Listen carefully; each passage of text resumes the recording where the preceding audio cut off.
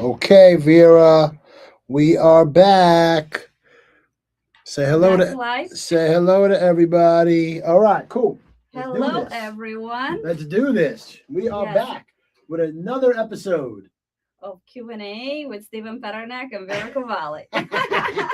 How you doing today? I'm well. How are you? I'm good. Tell me what's exciting in your world today. So it's exciting the fact that I put forward an offer, a strong offer for the Riverdale side of the Bronx. However, we came cash at almost 1.2. The property value, that is, I spoke to the lender. We did some due diligence on the back end. It could come to appraise close to 1.3, if not a little over. However, when we are analyzing the numbers from the perspective of an investment angle, then the numbers kind of do not make sense on paper. Now, she's a first-time home buyer.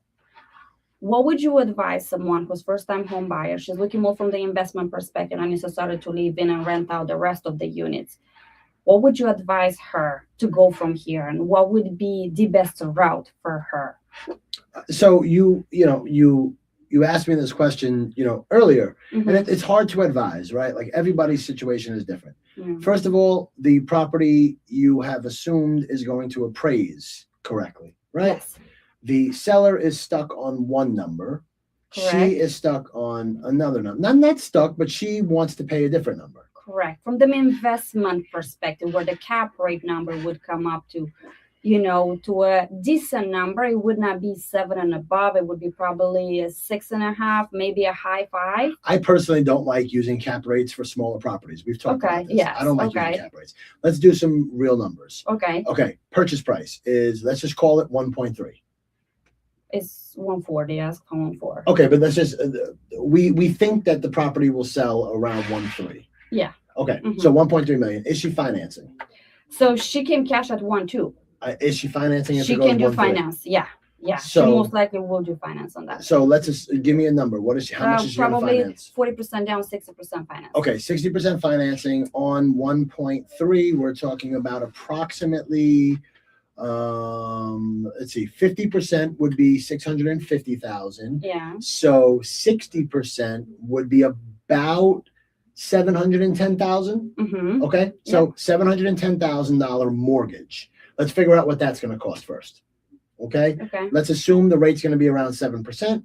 So 7 for every 100,000. So you've got 7 times 7 is $49,000 per year. Call it $50,000 per year in debt service. Mm-hmm. How much are the property taxes?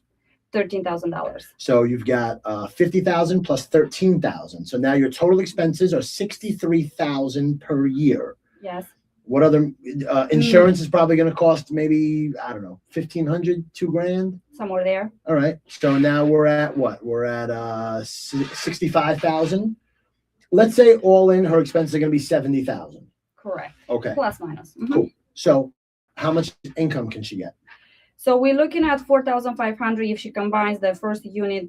I mean the bottom floor for first level. 4,500 plus 3,500. Okay, so 4,500 plus 3,500 Yeah. equals 8,000 per month. Okay. 8,000 per month times 12 months is how much? What was it? 8,000. Well, 4,500 plus 3,500. Is 8,000? Yeah. 8,000. Yeah. Yeah. 8,000. 8,000. Right? Yeah. 4,500 plus 3,500. 8,000. 8,000 times 12 is 96 cents, which we just said was 70,000. How much does that leave you with? What, like 26? 26,000. 26,000 somewhere there. Yeah, call it 30,000. Just Okay. we'll round up $30,000 a year profit. Right. How much is she putting down as a down payment? 40%. 40% I would of say. 1.3. I think we said is going to be about 500,000, 550 maybe, Mm-hmm. right? Yeah. 550,000, and you're making 30,000 per year.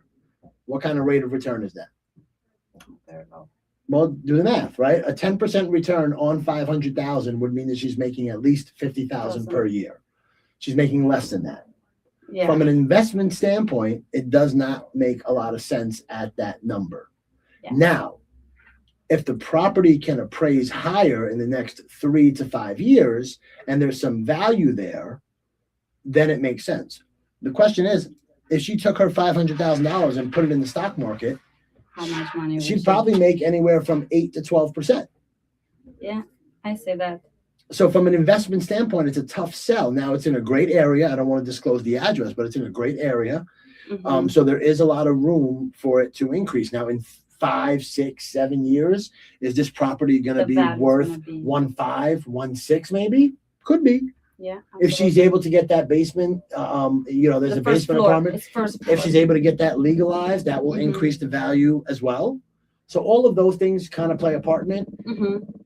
Going into the deal, she has to be comfortable knowing that she's going to make about $30,000 a year with that financing. Yeah. And that's everything. Everything just comes down to one question.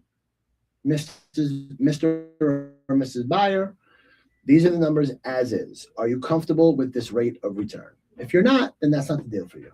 Yes, it makes totally sense. At the end of the day, the numbers speak out for themselves. When you're buying investment property, it's all about the numbers. There's no Yeah. emotional attachment. Sometimes there it is a little bit. For her, it feels because she What- doesn't want to let go, but she wants a specific. She has a specific number that she wants to get it for.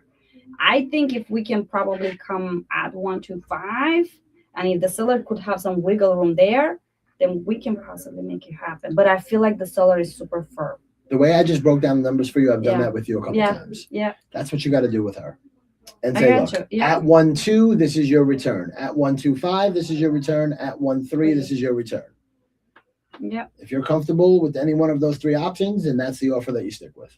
yeah, and then either move forward, either we find the other one. Exactly. Another one. Yep. Yep. You know, I think that personally, I'd be looking at properties that will allow your buyer to buy all cash Mm-hmm. and just at that point, once you buy all cash, you can always refinance later on and use that money to go buy something else. You could. She has the potential to go all cash, but at 1.3, she feels like it's too high that she pays for. So that's the thoughts that is keep digging in her brain. So that's I mean, she's listen, at. do the best you can. Do Yeah. what I did. Do what I said. Just go through those numbers with her rate of return at each Mhm. one of those numbers, and then talk about like the value add. Listen, if you get that ADU, the accessible dwelling unit approved, now all of a sudden your You'll have- 1.3 property now becomes 1.4, 1.5. So you have that built-in equity there. That's another addition that actually I can use. Thank you, Stephen. Yeah. Thank you. You see, look, here is the genius brain comes into Oh, play. please, please.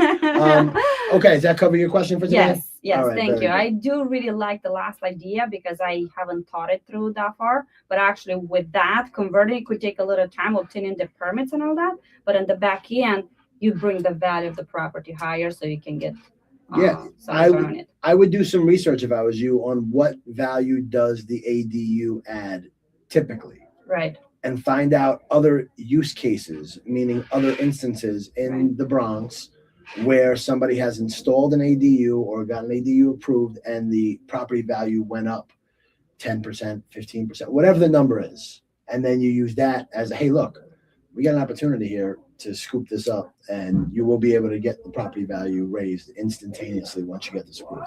But Yep. the caveat to that is you need to have her have a conversation with the architect to make sure that it's actually able to be done, Possible. because you don't want Mhm. to pitch that idea. You're pitching without knowing. you're pitching the idea based on what the lender's telling you right now. Yeah. You need to go to an actual architect who knows how to actually do this stuff and see what they say.